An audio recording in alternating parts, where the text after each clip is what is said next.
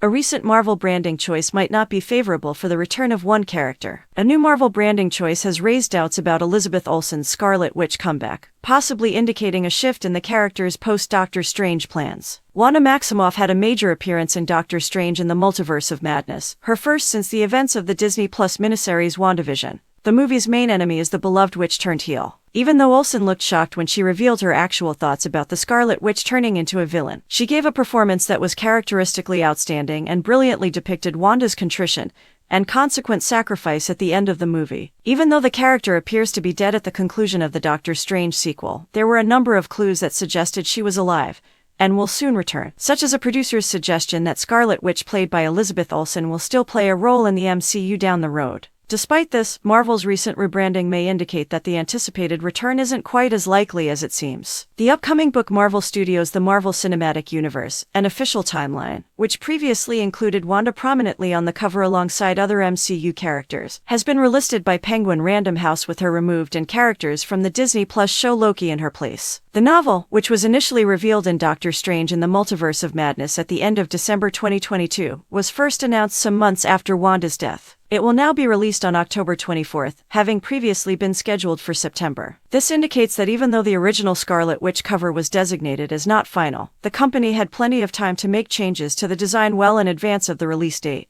However, they only made these changes now, in the midst of severe fan fatigue and production problems brought on by the Writers and Actors Guild's double strike actions. The strike is still going strong, and one She-Hulk actor has already crushed Bob Iger's remarks regarding the labor dispute. The presence of Loki characters may also be notable, as it may indicate high hopes for the second season of Disney Plus to be a hit before its upcoming release. One of the most eagerly awaited MCU projects of this phase is the second season, which brought Game of Thrones star Kate Dickie into the cast as a villain. This is evident from the fact that, while other projects are bringing the franchise to new lows, the second season is the subject of generally positive conversation. Even if the replacement was chosen for relevance rather than erasure, Wanda fans hoping for a quick comeback shouldn't be too optimistic. There isn't a strong reason to think differently, even while the character's elimination doesn't mean they won't be back anytime soon. Nothing in the Marvel Cinematic Universe is set in stone.